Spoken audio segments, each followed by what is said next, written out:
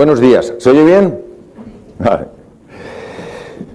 Empecé a interesarme con el tema de las emociones hace 37 años, porque cayó en mis manos un libro, bueno, de hecho lo compré, un libro del profesor Pedro Laín Entralgo, que hablaba de que médicos en el siglo VI a.C., hablamos de la época presocrática, habían descubierto el increíble poder del encuentro.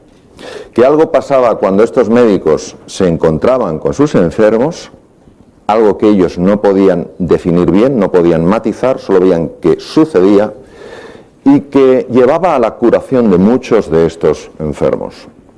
Curación incluso de trastornos muy graves. Por las descripciones de la época, podían ser procesos tumorales, infecciones severas después de heridas de guerra, lo que fuera. Claro, cuando yo entro en la Facultad de Medicina después de leer esto, supongo que me van a hablar de la importancia de las emociones cuando tú tienes delante un enfermo. ¿Y pensáis que me hablaron de eso? Me hablaron de todo menos de eso. Y uno se pregunta, ¿cómo queremos tener una sociedad sana si dejamos de lado cosas tan absolutamente vitales para el bienestar humano? En el siglo XVII, René Descartes, en sus meditaciones metafísicas, escribió el famoso cogito ergo sum, pienso luego existo. Es decir, como que el pensamiento fuera lo único que en nuestra vida pesaba o tenía importancia. Las emociones, el cuerpo, quedaban relegados a un segundo plano. Y ahora me gustaría que cada uno hiciéramos una breve reflexión interior. ¿Pensáis que esto es así? Nadie niega la importancia de Descartes en la filosofía y en el pensamiento. Lo que estamos hablando es de si esto tiene sentido o no. Nos olvidamos del mundo emocional, como si no existiera, y sabemos todos, no porque alguien nos lo diga, sino porque nosotros lo vivimos, que con las emociones se generan las paces y se generan las guerras. Lo que vamos a ver aquí juntos es cómo las emociones afectan al proceso educativo. Y como soy un afortunado teniendo la opción de estar junto a vosotros y a vosotras, necesito expresar mi agradecimiento a la Fundación Botín, a todos los integrantes, porque mi experiencia siempre ha sido maravillosa. Gracias por hacerlo todo tan sencillo y tan agradable. Javier, Íñigo, Fátima, todos. Y gracias a vosotros y a vosotras, sin duda, porque habéis encontrado un hueco para estar aquí. Uno de los maestros que tuve yo, David Perkins, que junto con Howard Gardner fueron los creadores de la teoría de las inteligencias múltiples, decía, en la vida las cosas no suceden nunca por deseos o con deseos, siempre suceden con inversiones. Cuando tú apuestas, como has comentado tú, Íñigo, cuando tú apuestas, del deseo no surge nada. Por eso la experiencia emocional de enseñar y aprender. Y voy a ser provocativo en el sentido, creo, hermoso de la palabra. Y lo primero es un reconocimiento. Es mi reconocimiento a todos vosotros y a todas vosotras, porque el proceso educativo, siendo el más importante de todos los procesos que hay en la sociedad, a veces es el menos valorado. Es una sociedad profundamente incoherente y profundamente inauténtica, donde habla de la importancia de la educación y ves que muchas veces se destinan muchos más fondos a verdaderas tonterías que no al proceso educativo. Por tanto, mi reconocimiento. Y mi reconocimiento también de que en el proceso educativo estamos todos. Cuando uno coge con un dedo y señala a una escuela y dice, es que no sabéis enseñar, tenemos que recordar a Gandhi, que decía, cuando señalas a alguien con un dedo, recuerda que hay tres que te señalan a ti. En el proceso educativo estamos todos, estamos padres, estamos profesores, estamos todos. Por tanto, la reflexión y la provocación es al sistema educativo en su conjunto. Aquí no hay culpables, todos hemos de ser responsables de ver cómo podemos mejorarlo. Mirad, el factor humano es tremendamente complejo, por tanto no podemos dogmatizar sobre algo que es de tal dimensión, de tal hondura y de tal calado. Los enigmas los podrá resolver la ciencia, los misterios nunca los podrá resolver. Albert Einstein decía que ante un misterio hay que acercarse con humildad y fascinación. El ser humano no es un enigma, es un misterio. Por tanto, vamos a hablar de un misterio con la humildad que requiere hablar de misterios y vamos a reflexionar juntos. Varias preguntas. Primera pregunta, ¿por qué este niño, que cuando nació, el segundo en una familia, el padre les abandonó, un niño con mínimos recursos económicos, una madre que no tenía ninguna formación, no había ido al colegio, un niño que nació y vivió en Detroit? Yo he trabajado en Detroit, en el Hospital Henry Ford, y sé la violencia de Detroit. Un niño considerado el tonto de la clase. Un niño que llegó a ser tan violento que en una ocasión cogió una navaja, llevado por un brote de ira, y le pegó un navajazo a su mejor amigo con la fortuna de que la navaja chocó con la hebilla del cinturón y se partió. Pero un niño que con la ayuda de un profesor y con la ayuda de su madre creyó en sí mismo, creyó en sus capacidades, creyó en sus talentos, y del creer se convirtió en el crear. Este niño, que no tenía futuro, es hoy en día el mejor neurocirujano infantil del mundo. El profesor Ben Carson, jefe de cirugía en la Johns Hopkins, en Baltimore, Maryland. La educación puede generar milagros. Ahora bien, esto se lo debo a Sir Ken Robinson, que ha hecho uno de los estudios más importantes que hay de creatividad en el mundo. Cuando los niños tienen entre 3 y 5 años de edad, si les sometes a un test de creatividad, el 98% lo pasan. Si tienen 8 o 10 años de edad, solo el 32% lo pasa. Si tienen entre 13 y 15, solo el 10% lo pasa. ¿Quién tiene aquí más de 15 años? Pues sabéis lo que nos toca.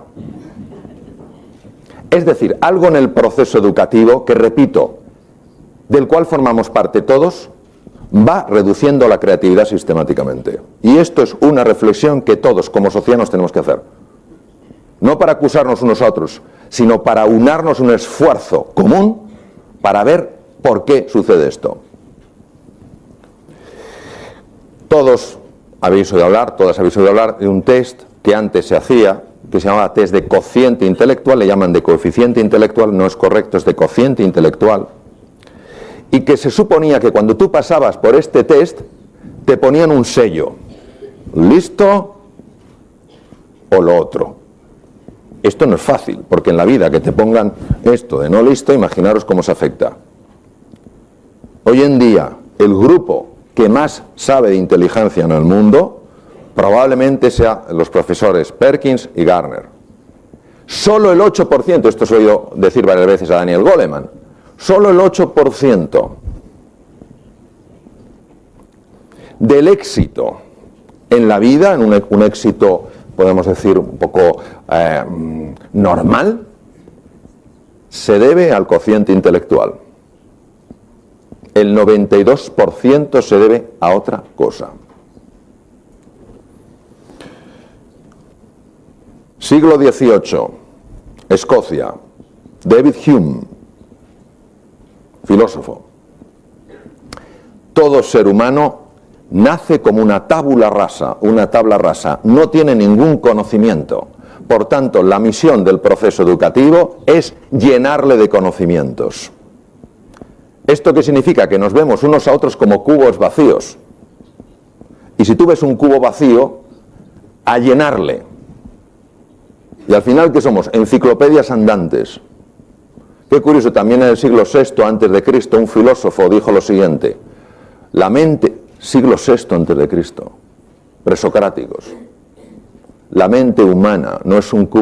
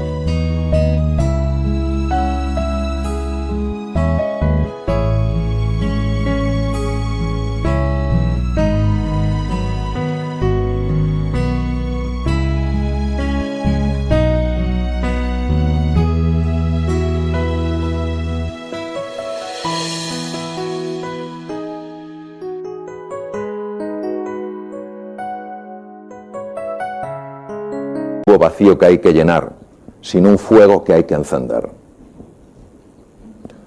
Hay niños que pasan por el proceso educativo y nadie ha detectado su talento fundamental y salen del proceso educativo pensando que no tienen talento ninguno.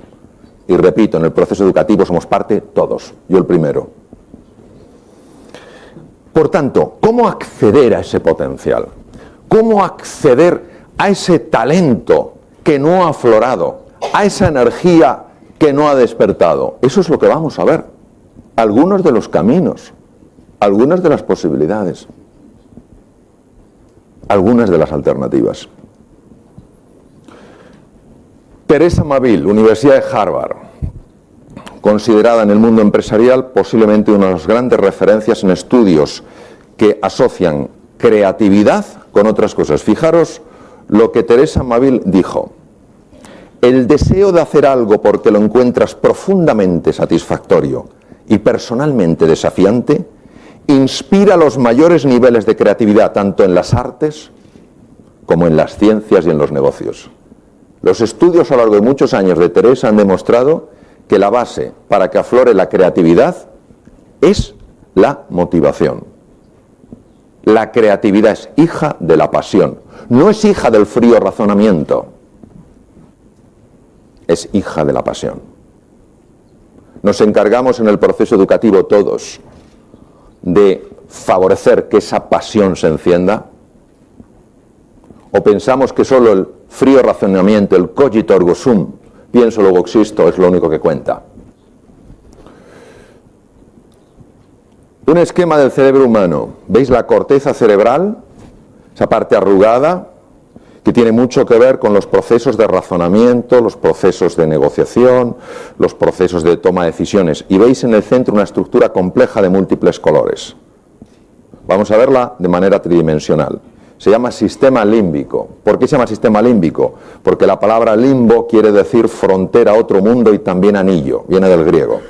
El sistema límbico es igual al cerebro emocional. Vamos a ver la importancia que tiene que cuidemos la situación emocional de los pequeñitos, de los medianos y de los adultos, precisamente para que la corteza cerebral funcione bien y precisamente para que el proceso creativo aflore. Esto sí me gustaría que lo apuntarais, porque os voy a comentar las 6 motivaciones que hacen que todos los seres humanos hagamos absolutamente todo. La primera es una motivación que es aquella que nos conduce a buscar la seguridad. Tenemos una necesidad de seguridad y de control. Otra es la necesidad de sentirnos valorados, de sentir que contamos, de sentir que somos algo, de no sentirnos ninguneados. La otra motivación busca cubrir la necesidad de aventura, de desafío, de reto. La otra motivación busca cubrir la necesidad de pertenencia, de ser parte de un grupo. La quinta, de crecer, de aprender, de evolucionar. Y la sexta, de contribuir. Contribuir al bienestar de otras personas más allá de lo que eres tú, es decir, salirte de la dimensión del ego. Cuando un ser humano tiene cubiertas estas 6 necesidades,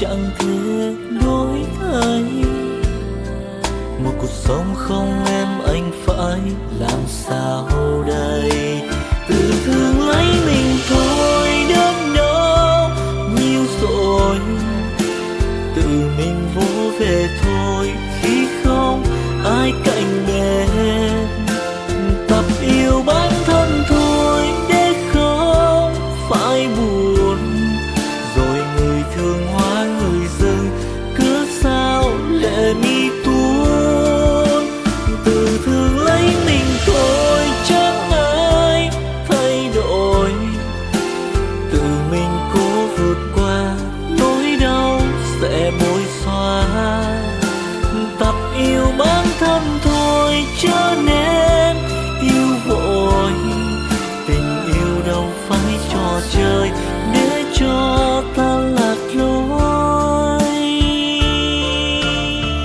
necesidades está emocionalmente equilibrado.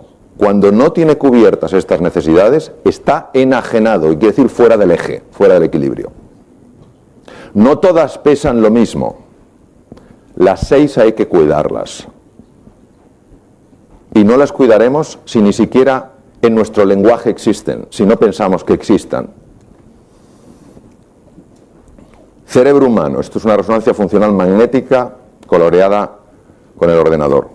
¿Qué sabemos en relación al cerebro humano? Sabemos, mirad, que cuando una persona, imaginaos un niño o un adulto, es igual, cuando una persona en un entorno académico, en un entorno educativo, se siente insegura, pasa algo en su cerebro radicalmente diferente a si se siente segura. Si una persona en un entorno educativo no se siente retada, pasa algo diferente a si se siente retada. Si no siente que contribuye, pasa algo diferente a si siente que contribuye. Si no se siente valorado o valorada, pasa algo radicalmente diferente a si se siente valorado. ¿Qué es lo que pasa? Veréis. Cuando sí se siente valorado, cuando sí se siente seguro, segura, cuando sí siente que puede contribuir, cuando sí se siente retado, retada, hay un aumento en el riego de la parte anterior del cerebro humano, área prefrontal, detrás de la frente y encima de las órbitas. ¿Qué hace esta área prefrontal? Esta área prefrontal es la base de la inteligencia. Cuando tú tienes sangre en la zona prefrontal de verdad, es ese momento donde el día transcurre, que todo fluye. Los problemas los resuelves con una facilidad y dices, ¿pero cómo lo resuelto tan fácilmente? Tu manera de darte cuenta de lo que es importante es espectacular. Aprendes con rapidez. Pero cuando estás en el otro lado, cuando no te sientes seguro, cuando no te sientes valorado, cuando no sientes que puedes contribuir, etcétera, etcétera, hay una pérdida del riego prefrontal. Y esto se ha visto en resonancia funcional magnética. 2. Cuando sí sientes que esas necesidades se cubren, esto que veis a la izquierda, las espinas dendríticas de Cajal, esos pinchitos que salen de las dendritas de las neuronas, aumentan en número. Estamos hablando de algo de tipo físico. ¿Para qué? Para que se conecten con más neuronas, fenómeno llamado neuroplasticidad. Es decir, la reinvención cerebral es una realidad, no solo en niños, sino también en adultos. Y la clave es el mundo emocional. Si tus necesidades las sientes cubiertas, te sientes desafiado y a la vez te sientes acompañado, lo cual te da seguridad, sabes que puedes contribuir, eres valorado, etcétera, etcétera, hay un aumento en la neuroplasticidad. No solo eso, hay un aumento en lo que se llama la neurogénesis. Lo que veis a la izquierda son células madre cerebrales, stem cells. Células madre cerebrales empiezan a emigrar a una estructura llamada el hipocampo, que es lo que tenéis a la derecha, y se transforman aproximadamente una media de 3 semanas en neuronas. ¿Qué hace esa estructura llamada hipocampo? Es básica en los procesos de aprendizaje. Y de eso va el sistema educativo, de aprender cosas valiosas, ¿no? Curioso, desencadenado por el mundo emocional. El cogito ergo sum se quedó corto. Somos mucho más que pensamiento.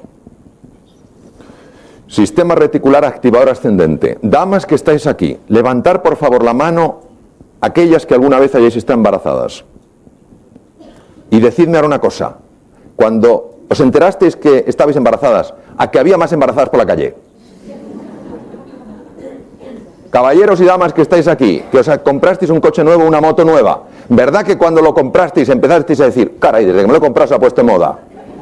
Pues vienes a verlo, esto es el sistema reticular activador ascendente. Tú estás motivado y esto es como una luz que empieza a buscar.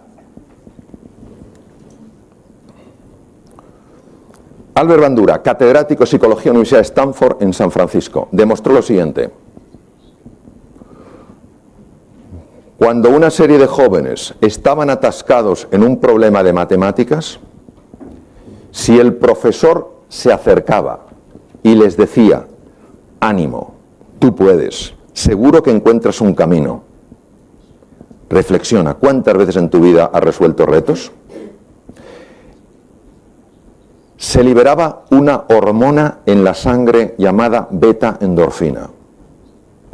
Pero si el profesor, en lugar de decirle a ese alumno atascado en el problema, le decía, estás atascadillo, ¿verdad?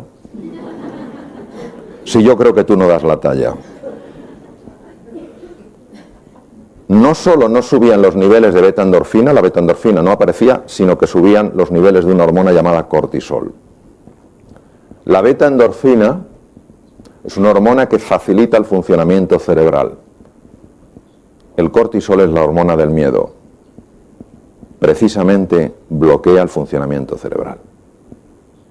Fijaros qué maravilla la capacidad de respuesta, es la responsabilidad que tenemos para transmitir a la gente su valor. Porque al fin y al cabo, y con esto termino, la calidad de la conexión emocional influye profundamente en el despliegue de la curiosidad y la fascinación que son necesarias para abrirse a nuevas experiencias de aprendizaje. Muchas gracias.